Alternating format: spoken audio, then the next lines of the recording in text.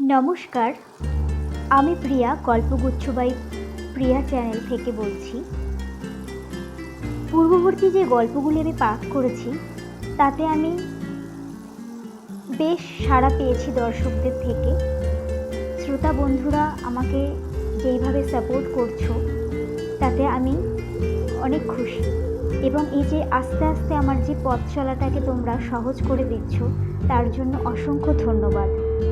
আজকে আমি তোমাদের জন্য তাসের ঘরের তৃতীয় পর্ব পাঠ করব।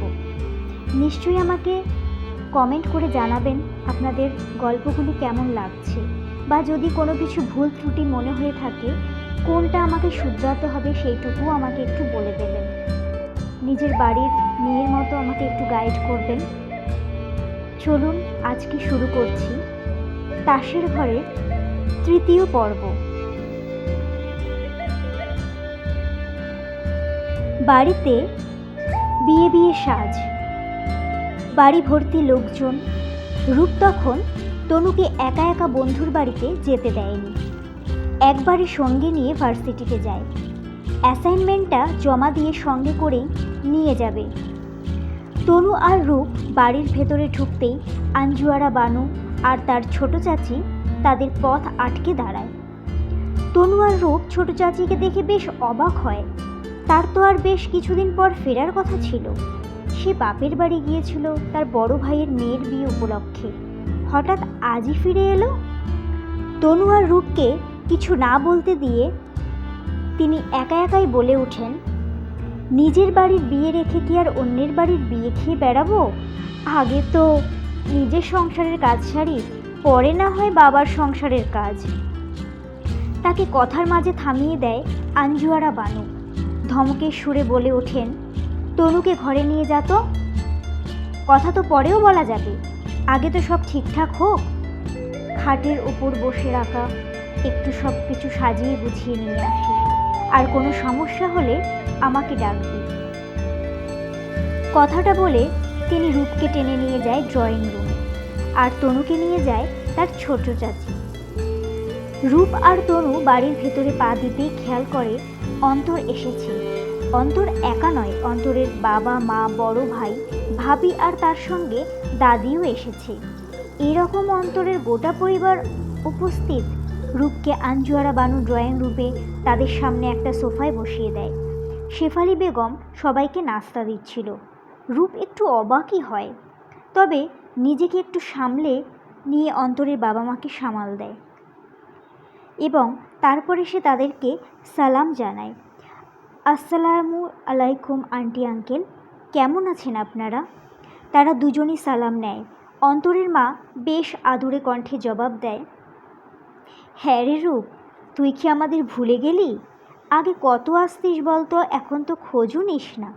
রূপ ছোট্ট একটা হাসি দিয়ে অন্তরের দাদির পাশে গিয়ে বসে পড়ে, দাদির হাত চেপে ধরে। কি সুইট 16, কেমন আছো? অন্তরের দাদি রূপের গালে মাথায় হাত বুলিয়ে দেয়।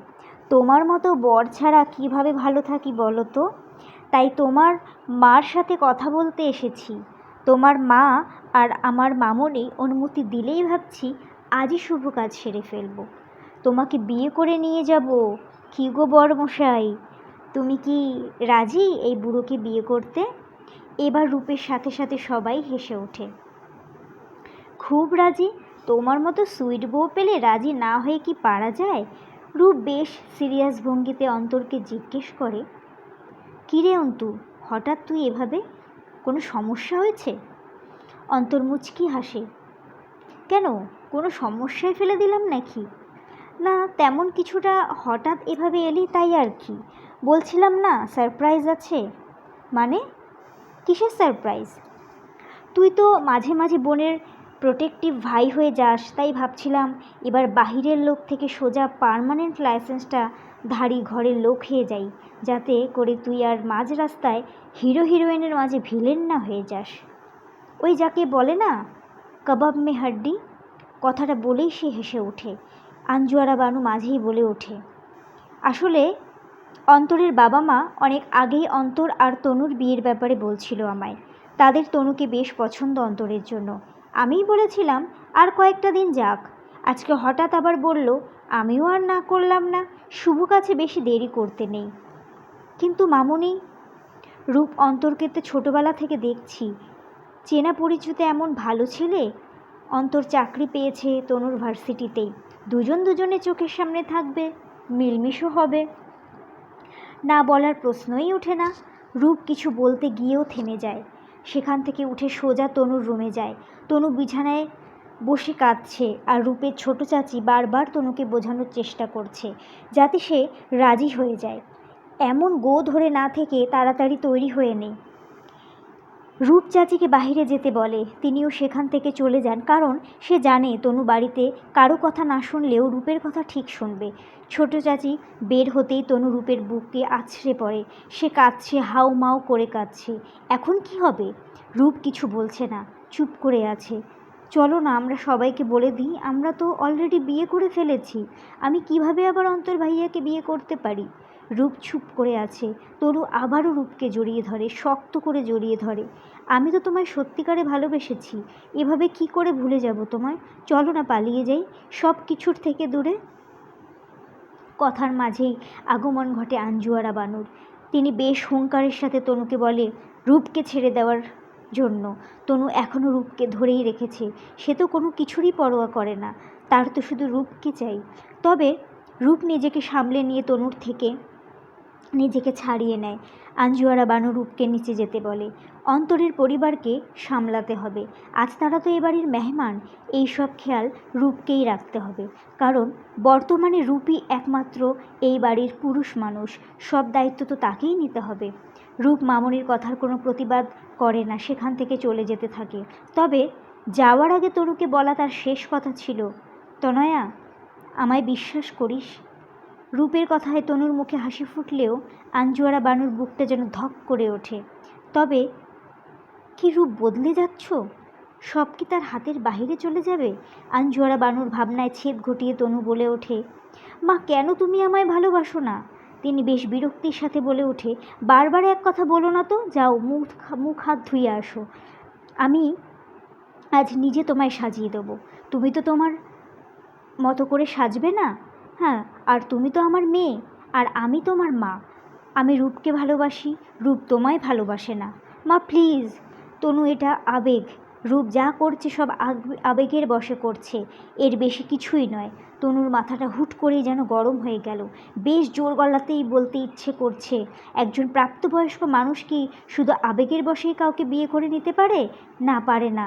আবেগ, মায়া, ভালোবাসা সব কিছু মিলেই তো একটা মানুষ, আর একজন মানুষকে নিজের জীবনে আমন্ত্রণ জানায় জীবন সঙ্গী হিসেবে। রূপ তাকে নিজের জীবনে জায়গা দিয়েছে, স্ত্রী হিসেবে গ্রহণ করেছে। এটা কি করে শুধু আবেগ হয়? এটা কি ভালোবাসা নয়? তবে তনু কিছু বলতে পারছে না। আঞ্জুয়ারা বানু তনুর এত শত ভাবনার মাঝে বলে ওঠে, কি ভাবছো? রূপ কি কখনো তোমায় নিজের মুখে বলেছে সে তোমায় ভালোবাসে? না তো। তাহলে? তনু মাথা নিচু করে আছে। সত্যিই রূপ কখনো তাকে বলেনি সে তনুকে ভালোবাসে। তবে সব ভালোবাসার কথা কি মুখ দিয়েই বলতে হয়? তিনি এবার বেশ শান্ত গলায় বললেন, তনয়া, আমি তোমায় বলছি, যাও তৈরি হয়ে নাও। এখানে আমার আর এই পরিবারের সম্মান জড়িয়ে আছে, কোনো সিন ক্রিয়েট করো না। আমি কথা দিচ্ছি আজই কোনো সিদ্ধান্ত নেব না, সময় দেব তোমাকে, নয়তো আমি তোমায় জোর করব। আর তুমিও তো জানো রূপ আমার মুখের ওপর কথা বলবে না। যাও। তনুকে সাজিয়ে গুছিয়ে নিচে আনা হয়েছে। অন্তরের পরিবারের সামনে তারা অবশ্য তনুকে আগে থেকেই পছন্দ করেন। সবচেয়ে বড় কথা, অন্তর চায় তনুকে, তাতে তার পরিবারেরও কোনো আপত্তি নেই। অন্তরের ভাবি হুট করে তনুর খোপায় কয়েকটা ফুল গুজে দেয়। এগুলো অন্তর এনেছে, সে নিজে দিতে পারবে না বলে ভাবিকে বলেছিল তনুকে দেওয়ার জন্য। নমস্কার। আজকের গল্পটি যদি ভালো লেগে থাকে তাহলে নিশ্চয়ই আমার চ্যানেলটিকে বড় হওয়ার জন্য আপনারা আমার পাশে থাকবেন, লাইক, কমেন্ট এবং শেয়ার করে। আর হ্যাঁ, আমাকে জানিয়ে যাবেন যারা সাবস্ক্রাইব করবেন। আমিও জানতে চাই যে আমার কোন শ্রোতা বন্ধুরা আমাকে সাবস্ক্রাইব করছেন। নমস্কার। গল্পগুচ্ছ বাই প্রিয়া।